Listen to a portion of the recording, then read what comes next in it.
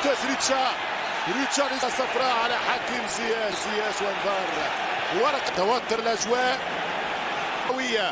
هو التسجيل إميرسون هافرتز ورانيزياش حكيم زياش وديك الصفعه القويه اللي عطاها المدافع البرازيلي إميرسون اللي خلات الحكم انه يجبد البطاقه الحمراء ويطرد اللاعب داخل ارضيه الميدان. في هذا الفيديو غادي تعرفوا التفاصيل ديال هذه المباراه وشنو السبب اللي خلى اللاعب حكيم زياش انه يكعاو يتعصب ويدير هاد رده الفعل القويه ضد اللاعب إميرسون. والموضوع الثاني هو اللاعب ليونيل ميسي اللي بدا كيحسب العد العكسي ديال الايام ديالو اللي بقات له في الفريق باريس سان جيرمان الفرنسي، وكذلك التدخل ديال اللاعب الفرنسي مبابي في هذه القضيه ديال الشجار اللي وقعات ما بين ميسي وفيتينيا. في هذا الفيديو غادي تعرفوا علاش اصلا دابز ليونيل ميسي مع البرتغالي فيتينيا،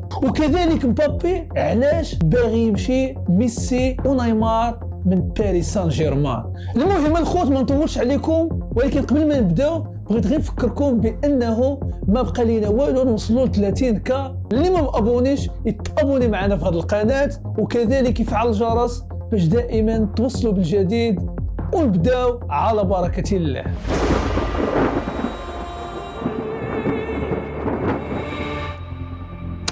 حكيم زياش شارك في المباراة القمة في الدوري الإنجليزي اللي جمعات ما بين النادي الكبير تشيلسي وكذلك النادي الكبير توتنهام اللي تلعبات مساء يوم الأحد، وعرفات الفوز ديال فريق توتنهام ب2-0.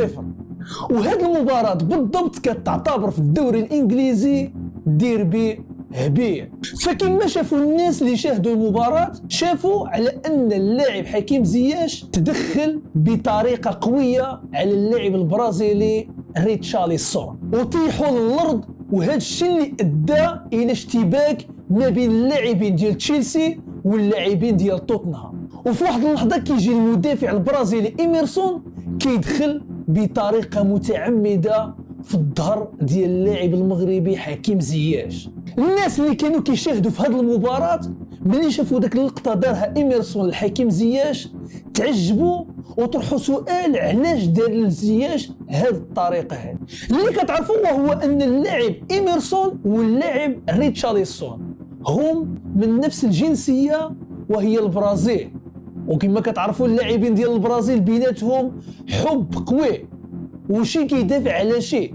وفي هذه اللقطه بالضبط ملي اللاعب حكيم زياش دخل بقوه على اللاعب ريتشارلسون وطيحوا للارض، اللاعب إميرسون بغى يبين للاعب حكيم زياش على ان اللاعب ريتشارلسون ديالنا وحنا البرازيليين ما كندوزوش بعضياتنا، وبطريقه غير مباشره كيقول له كذلك بانه ماشي غير هو اللي كيعرف يتدخل بالقوه، حتى حنا كنعرفوا ندخلوا بالقوه.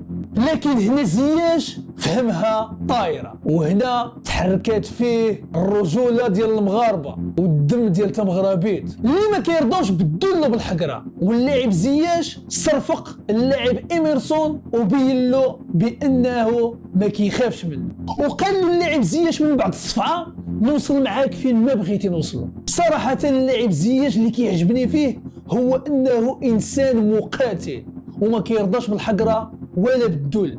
هنا الحكم ملي شاف اللاعب زياش صفع اللاعب إميرسون جبد البطاقه الحمراء وطردو من ارضيه الميدان. لكن اللاعب زياش كان عارف بان هذا هو المصير ديالو من بعد هذا التدخل اللي دار، وملي كان متجه يعني الخارج الملعب فهنا غادي تكون مفاجاه. الحكم جات له رساله على السماعات ديالو قالوا له سير الشاشه ديال الفار باش انك تحقق من هذا القرار اللي درتيه وعطيتي الحمراء لزياش. من بعد ما الحكم شاف شاشه الفار وتاكد بان زياش كان مظلوم وبان اللاعب إميرسون هو اللي سبق ودخل فيه بطريقه قويه، وسحب البطاقه الحمراء من زياش وغيرها له بالبطاقه الصفراء. واللاعب زياش ما فهم والو وغير كيشوف. اما الموضوع ديالنا الثاني اللي هو ميسي فباريس سان جيرمان من بعد النتائج السلبيه اللي عانت منها مؤخرا، وخصوصا من بعد الخسارة أمام الفريق الألماني بايرن ميونخ في الدوري أبطال أوروبا ب1-0.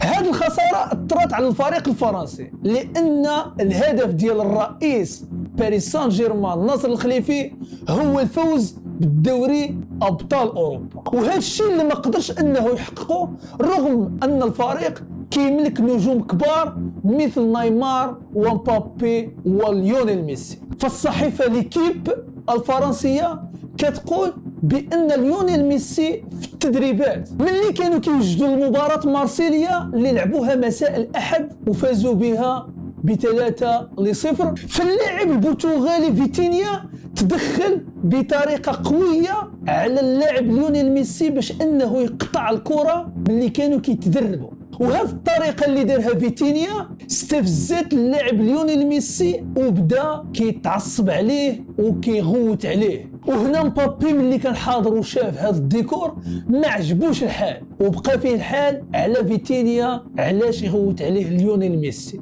بحيث مبابي مشى عند الرئيس ناصر الخليفي وقال له حسب جريدة ليكيب الفرنسية بأنه ما بقاش لاقي راحته في الفريق باريس سان جيرمان ما حد ميسي كيلعب معاه. الرئيس باريس سان جيرمان شد بيدين مبابي وقال له بأنه غادي يلقى الحل المناسب لهذا المشكل. وهنا مصادر أخرى كتقول على أن اللاعب ليونيل ميسي من الممكن على أنه غادي ينتقل لفريق نادي الانتر ميامي الأمريكي لأنهم باغيين يستفدوا من الخدمات ديالو.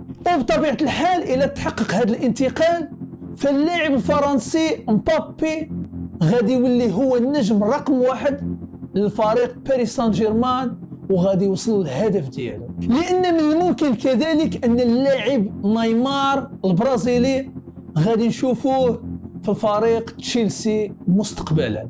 المهم الخوت وصلنا للنهايه، كنتمنى انكم فهمتوا هذا الموضوع مزيان، وشكرا لكم على المشاهده ونشوفكم في الفيديو الجاي والسلام عليكم.